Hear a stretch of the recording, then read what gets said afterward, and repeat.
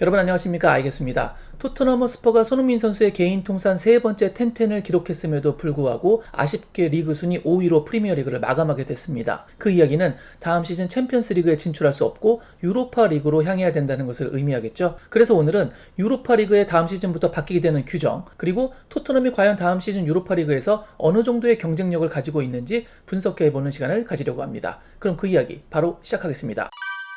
이번 시즌을 마지막으로 챔피언스리그도 유로파리그도 32강 체제를 마무리하고 다음 시즌서부터는 36강 단일 리그로 그 시스템을 변환하게 됩니다. 그렇게 되면 일반적으로 4개의 클럽 안에 2팀이 다음 라운드로 진출하는 월드컵에서나 챔피언스리그의 그런 기존의 방식들은 사라지게 되는 거고요. 1위부터 36위, 즉 1등부터 꼴등까지가 성적표에 그대로 드러나게 됩니다. 그렇다고 1등부터 36등까지 다 출연하기 위해서 모든 팀들이 다 경기를 치르기에는 경기 수가 너무 많아지겠죠. 그래서 스위스 모델을 사용한다라고 이야기를 하고 있는데요. 총 36개의 팀이 참가를 했기 때문에 이것을 총 4개로 나누면 한 포트당 9팀이 들어가게 됩니다. 그리고 토트넘이 1번 포트에 들어갔다라고 예시를 한번 들어보겠습니다. 토트넘이 1번 포트에 있다라고 가정을 하게 되면 토트넘을 제외한 다른 팀들은 총 8팀이 될 것입니다. 그 중에서 추첨으로 2팀을 선발을 하죠. 그리고 2번 포트에서도 2팀, 3번 포트에서도 2팀, 마지막 4번 포트에서도 2팀을 추첨으로 뽑아냅니다. 이렇게 되면 토트넘을 제외하고 토트넘이 상대해야 되는 팀들은 총 8팀이 됩니다. 이 8팀들과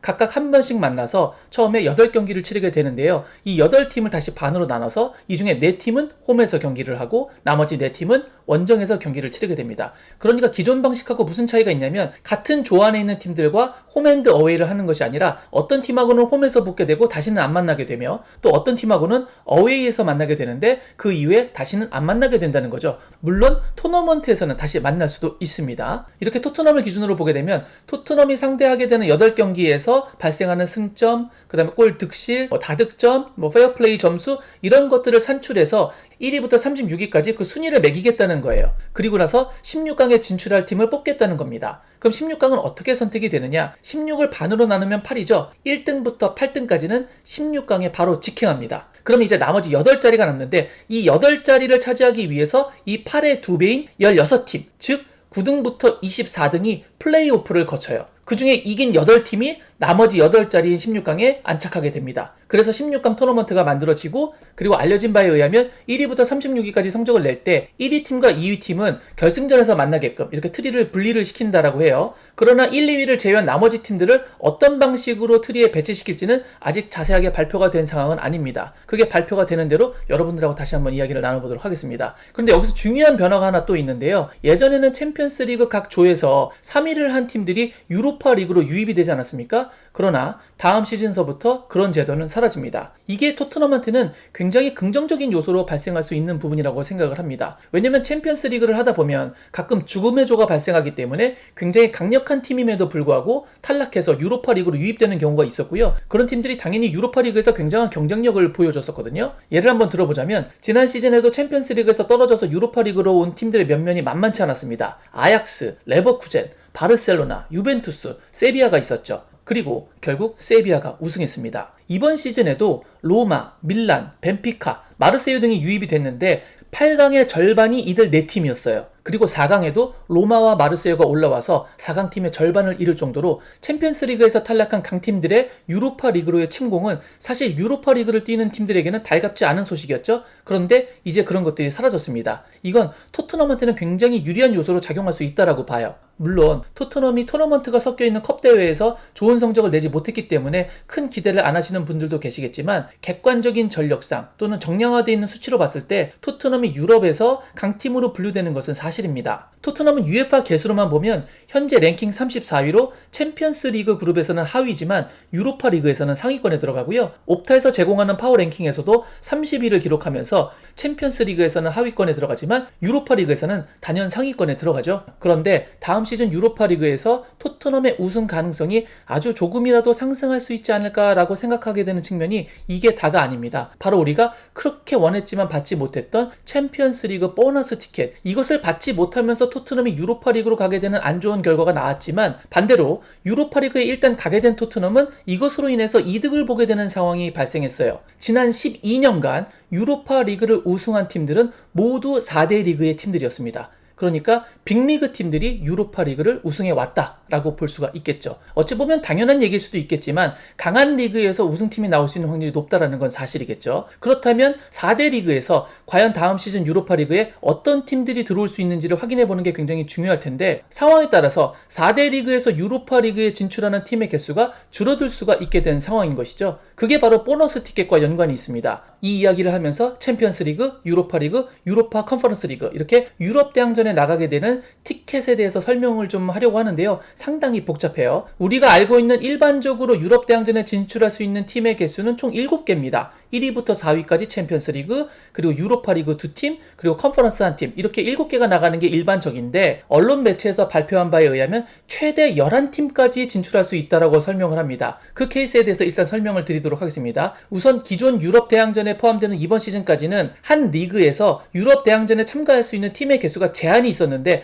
다음 시즌서부터는 그 제한이 사라진다라고 합니다. 그러니까 참가할 수 있는 자격 조건을 얻게 되면 팀의 개수에 제한 없이 다 나갈 수 있다는 얘기예요. 그러면 어떻게 11팀이 나갈 수가 있느냐? 일단 1위부터 4위까지가 챔피언스 리그에 진출을 합니다. 그런데 그 리그가 보너스 티켓을 받게 된 거예요. 그러면 5위까지 챔피언스 리그에 나가게 되겠죠? 그렇게 되면 6, 7위 또는 6위와 컵대회 우승자가 유로파 리그에 나가게 되고, 일반적으로 8위가 컨퍼런스에 나가게 되는 그런 형상이 벌어지게 됩니다. 그런데 9위를 한 팀이 챔피언스 리그에서 우승을 한 거예요. 이렇게 되면 9팀이 유럽 대항전에 나가게 되겠죠. 그런데 10위를 한 팀이 유로파 리그에서 우승을 하게 된 겁니다. 이러면 이 팀도 챔피언스 리그에 나가게 됩니다. 그런데 11위를 한 팀이 컨퍼런스 리그에서 우승하게 되는 겁니다. 그러면 이 팀은 유로파 리그에 진출하게 되죠. 그래서 최대 11팀까지 유럽 대항전에 나갈 수 있게 됩니다. 그러나 이런 일이 발생할 확률은 거의 제로에 가깝겠죠. 그런데 중요한 것은 이 규정이 적용될 때 한 가지 예외 조항이 있다는 거예요. 제가 지금 예시를 들어드린 것처럼 챔피언스 리그, 유로파 리그, 컨퍼런스 리그의 우승팀들이 다 순위권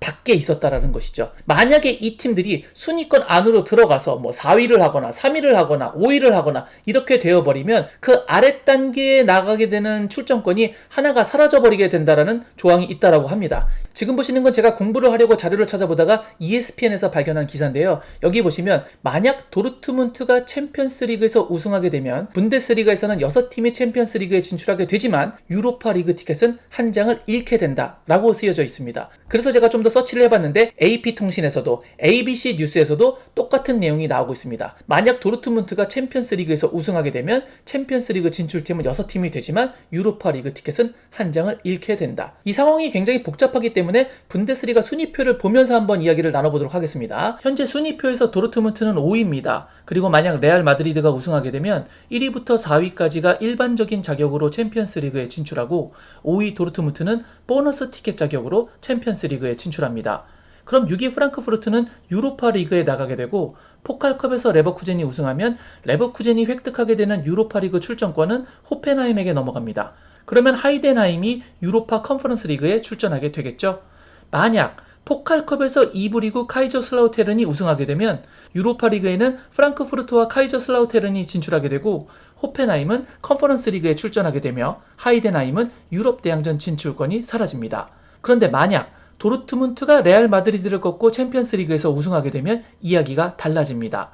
1위부터 4위까지는 일반적인 방식으로 챔피언스 리그 진출권을 획득하게 되고, 도르트문트가 보너스 티켓이 아닌 우승자 자격으로 챔피언스 리그 진출권을 획득하게 됩니다. 이러면 보너스 티켓은 6위 프랑크푸르트가 가져가게 되겠죠? 그럼 유로파 리그 티켓은 어떻게 되느냐? 아까 기사에서 보여드린 것처럼 한 칸 아래 순위의 팀으로 내려가는 것이 아니라 사라지고 맙니다. 그럼 포칼에서 레버쿠젠이 우승하게 될 시 그 남는 티켓은 호펜하임이 가져가게 되고, 만약 카이저슬라우테른이 우승하게 되면 그들이 유로파 리그에 나서게 됩니다. 그리고 호펜하임은 컨퍼런스 리그에 진출하게 되겠죠. 이렇게 되면 이 상황이 토트넘에게는 최고의 상황이 될 것입니다. 왜냐하면 유로파 리그에 프랑크푸르트가 오는 게 아니라 호펜하임 또는 지금 2부 리그에서 하위권인 13위를 차지한 객관적 약체인 카이저슬라우테른이 올 수도 있기 때문이죠. 그럼 이번에는 다음 유럽 빅리그인 세리에 R을 보시겠습니다. 이쪽은 리그가 아직 끝나지 않았기 때문에 좀 더 복잡한데요. 지난밤에 아탈란타가 알론소의 레버쿠젠의 무패 기록을 격파하며 우승을 했습니다. 이렇게 되면 현재 순위가 그대로 유지될 경우 4위 유벤투스까지는 일반적인 방법으로 챔피언스 리그에 진출하는 것이고, 5위 아탈란타가 보너스 티켓이 아닌 유로파 리그 우승자 자격으로 챔피언스 리그에 진출합니다.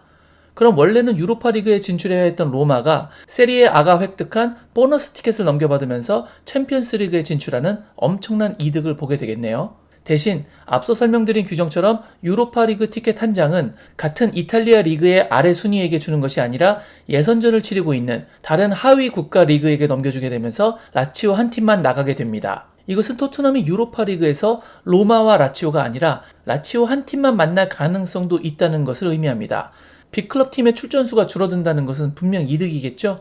하지만 아탈란타가 남은 두 경기에서 모두 승리를 하게 되면 순위가 4위 또는 3위까지 올라가게 되고 유벤투스가 5위로 내려가게 됩니다. 이렇게 되면 아탈란타가 얻은 유로파 리그 우승자 자격, 챔피언스 리그 본선 직행 출전권은 예선전을 치르고 있는 다른 국가 팀으로 넘어가게 되고 현재 상황으로는 벤피카가 유력하다고 유로파 리그 공식 홈페이지에서 설명하고 있습니다. 그럼 5위 유벤투스는 보너스 티켓으로 챔피언스 리그에 진출하게 되고 6위 로마와 라치오는 원래대로 유로파 리그에 진출하게 됩니다.